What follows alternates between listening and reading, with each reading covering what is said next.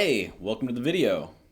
So, as many longtime viewers may know, I've been an active duty service member in the United States Air Force, the world's greatest Air Force, for a little over 4 years now. Joining was one of the best decisions I've made with my life, and I wanted to make a video talking about it. This will be a more off-the-cuff video with me just speaking from the heart. You know, serving isn't for everyone, but it's definitely for some people. I'm going to go over the pros and the cons of my career so far. And hopefully by the end, you, the viewer, will have a better idea about if you want to join the U.S. military. So, first things first, I am not a recruiter. This is not an ad. I'm not being paid by the U.S. government to make this video. I just want to expose people to how great the U.S. military is. So, I went to MEPS December of 2020. I was sworn into the United States Armed Forces and sent by airplane down to San Antonio, Texas. As a young man, this is a very exciting and intimidating trip. I had never been to the state of Texas, and I had never been yelled awake by a 6'4" man in a campaign hat before. The nighttime bus ride from the airport to base was a blur, and I was surrounded by similarly scared young boys. My BMT experience was strange and unusual because I went during COVID-19, right? So I spent two weeks in quarantine midway through after testing positive, along with 12 of my wingmen. So that was pretty cool. People will lie to you, but basic isn't that bad. You're going to wake up early every morning to a bugle. You will eat 800 to 1,000 calories in 5 minutes without talking.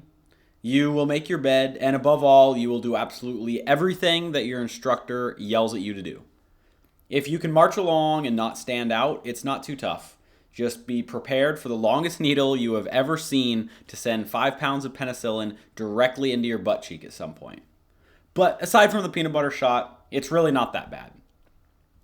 After basic, I was placed on a bus for the long trip to tech school. As a security forces member, you will be staying at the luxurious jailhouse dorms, nearly 2 miles from where you just attended BMT. Tech school is a cool time, because some people start to treat you like a real person, just a little bit. You'll stand in formation, you'll memorize dates and formal greetings, you will be punished for the actions of others.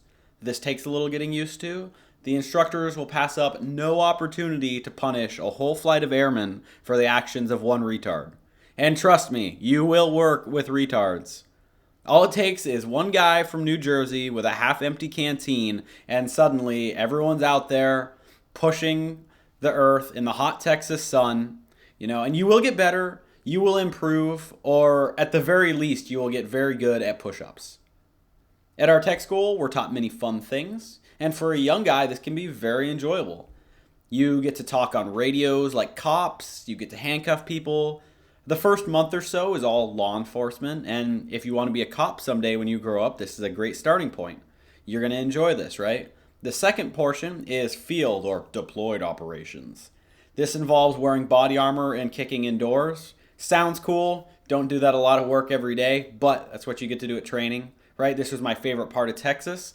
This was the first time I'd ever driven a Humvee or shot anything full auto. And I grew up hunting and fishing, but it's just going from like a 1022 to like a full auto M4. Or I guess we just had burst fire stuff at the time, but it's cool, right? I mean, you get to carry around an M9, and pushing through a fake Middle Eastern town in the middle of Texas is just super cool, right? And as an 18-year-old Call of Duty player, like what can be cooler than that, right? Learning about close quarters tactics and shooting at each other with simunitions, which is like a fake, it's almost like paintball, like a hard BB that you shoot at your buddies. Trust me, it's fun. It leaves like a heck of a welt, but it's a good time. You feel important. You feel invincible, right? I was lucky enough to be a fire team leader, so I got to lead 4 little goofballs through doors and go on little missions and objectives. Super terrific, right? And finally, after months of really good food and yelling, you get to leave Texas. At the end of the course, you're given your badge and your beret. You say goodbye, everybody. And this in itself is like a big lesson for the Air Force, because you're going to say, oh, I'm going to keep in touch. Man, you're my best bud in the whole world. And you mean it, right? But it won't happen. You're going to be on the other side of the world. You're going to make new friends. And they're all going to go, right? Everyone's going somewhere else. And this is really, I think, one of the biggest parts of being in the military. is having friends and saying goodbye to friends. I don't mean that in like a sad, like, oh, I got blown up. Like, I don't really know people who get blown up, but I know people who PCS to Japan, and like, I'm not going to take an 18-hour plane ride to Japan, right? So you're going to make the best friends in the world a guy could ever hope to ask for. Better and stronger connections than anywhere else in your life. And there's a science to it, right? When you have a bad time, you make friends. And the worse the time, the better friends you make, right? It's your mind trying to make the best of a bad situation, right? It's what our brains do. Now, I didn't find the tech school goodbyes all that hard, but leaving JBear after 3 years was pretty tough, right? Not because I was leaving Alaska. I was super glad to be saying goodbye to the snow. I was moving down to Georgia. I was excited for my new assignment, my new unit. But saying goodbye to people that you've trusted your life with for 3 years, like, that's pretty tough. Deep down, like, you're gonna lose touch with a bunch of them, right? And you're gonna like probably talk to them once in a while, but it's like, man, I used to spend 8 to 12 hours in a little box with no heater at -30 with these guys, right? Like, I got frostbite with these guys. You show up to all sorts of crazy shenanigans, right? Like, you show up to major car accidents with these guys. You spend Christmas morning and their kid's birthday with these guys, right? Because they're at work and you're at work, and that's the kind of stuff that you talk about, right? And when you're doing crazy stuff that's pretty taxing on the mind, you know, because you do see stuff once in a while, you need a buddy there. You can't just like go through it willy nilly. So you make great friends.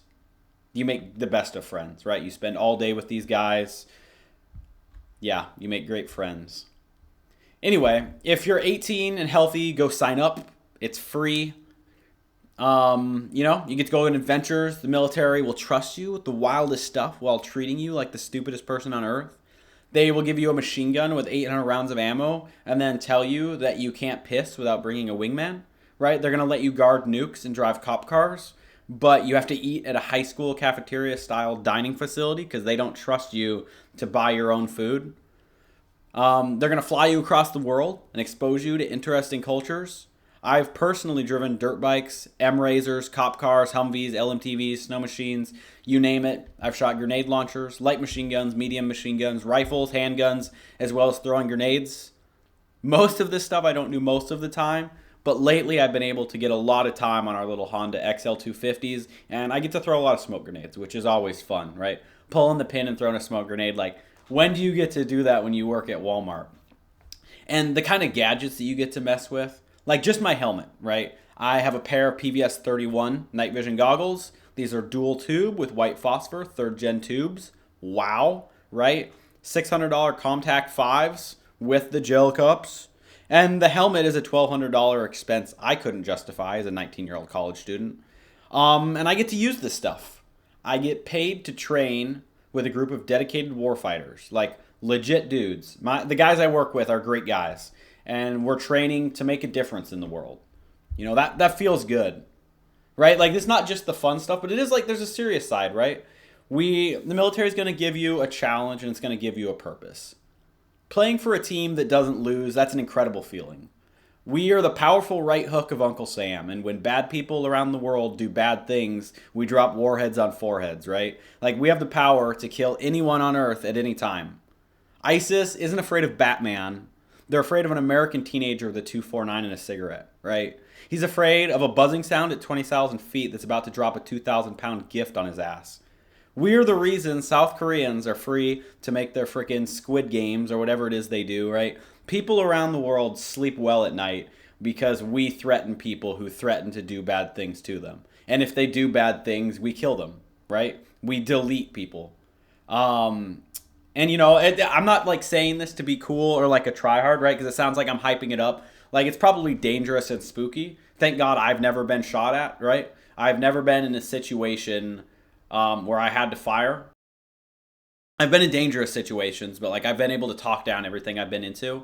But it is, you feel a sense of pride, right?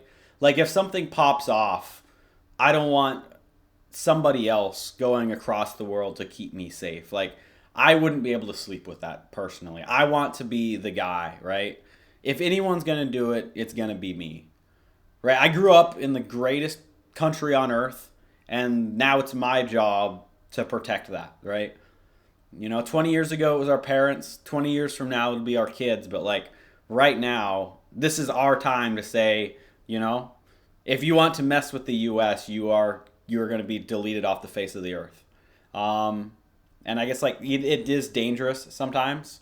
We're very lucky to be at a time of peace for now. But if something happens, I'm not letting somebody else go, right?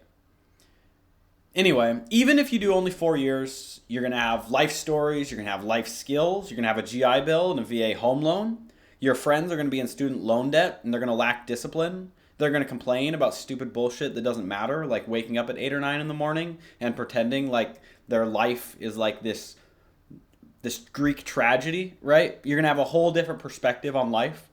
Everyone you left behind for 4 years is going to just be chilling the whole time you're gone, right? And you're going to return flush with cash, flush with promise for the future. You're going to have stories that you're going to tell your kids. You're going to have lifelong friends, right? I think for especially young men, obviously anyone can join the military. If you're a 35-year-old woman, you can join the military. But like, if you're a senior in high school right now, right? And you don't know what you're going to do with the next 4 years of your life, just like consider this, right? We're going to train you up. You don't even have to be in that good a shape. Just show up and be ready, and we will turn you into someone you want to be.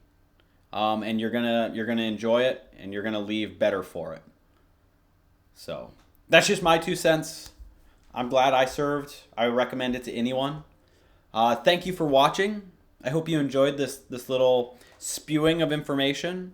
I'll be doing a chest rig first impressions video next week. And leave a comment down below about what you want to see. Thanks for watching. We're always hiring.